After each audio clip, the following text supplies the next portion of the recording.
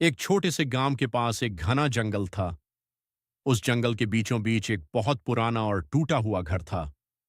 गांव के लोग कहते थे कि उस घर में रात के समय अजीब अजीब आवाजें आती हैं। कभी रोने की आवाज, कभी किसी के चलने की आवाज, और कभी कभी खिड़कियों में सफेद परछाई दिखाई देती है। गांव के लोग उस घर के पास जाने से बहुत डरते थे। उसी गांव में राज नाम का एक लड़का रहता था। राज बहुत बहादुर था। उसे भूत प्रेत की बातों पर बिल्कुल भी विश्वास नहीं था। गांव वाले जब भी उस भूतिया घर की बात करते, राज हंसने लगता और कहता, यह सब झूठ है, वहां कोई भूत नहीं है। एक दिन रात को राज अपने दोस्तों के साथ गांव में आग के पास बैठा था। सब लोग भूतिया घर की बातें कर रहे थे। तभी राज ने कहा, आज मैं उस घर में जाकर सच पता लगाऊंगा। राज के दोस्त डर गए और उसे रोकने लगे, लेकिन राज नहीं माना। रात का समय था। आसमान में काले बादल थे और हल्की हवा चल रही थी। चारों तरफ सन्नाटा था। राज हाथ में टॉर्च लेकर धीरे धीरे जंगल की तरफ चल पड़ा। जंगल बहुत शांत था। पेड़ हवा में हिल रहे थे और दूर कहीं से उल्लू की आवाज आ रही थी। राज थोड़ा डर रहा था, लेकिन फिर भी आगे बढ़ता गया। कुछ देर बाद उसे जंगल के बीच वही पुराना भूतिया घर दिखाई दिया। घर की खिड़कियां टूटी हुई थीं और दरवाजा हवा में धीरे धीरे हिल रहा था। राज धीरे धीरे दरवाजे के पास गया और उसे खोला। अंदर पूरा अंधेरा था। हर जगह धूल और जाले थे। राज ने अपनी टॉर्च जलाई और अंदर कदम रखा। अचानक ऊपर से किसी के चलने की आवाज आने लगी। राज ने टॉर्च ऊपर की तरफ की और सीढ़ियों की ओर देखने लगा। उसे ऐसा लगा जैसे सीढ़ियों के पास कोई सफेद परछाई खड़ी है।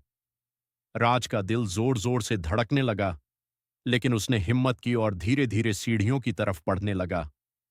जैसे ही वह ऊपर पहुंचा, अचानक पीछे का दरवाजा अपने आप बंद हो गया। राज घबरा गया। उसे ऐसा महसूस हुआ जैसे कोई उसके पीछे खड़ा है। धीरे धीरे उसने पीछे मुड़कर देखा। वहां एक बूढ़ा आदमी खड़ा था। उसने सफेद कपड़े पहने हुए थे और उसकी आंखें अजीब तरह से चमक रही थीं। बूढ़े आदमी ने धीमी आवाज में कहा, तुम यहां क्यों आए हो? राज डर गया, लेकिन उसने हिम्मत करके कहा, मैं सच जानने आया हूं। तब उस बूढ़े आदमी ने कहा, बहुत साल पहले इस घर में एक परिवार रहता था। एक रात इस घर में अचानक आग लग गई और पूरा परिवार मर गया। तब से उनकी आत्माएं इस घर में भटक रही हैं।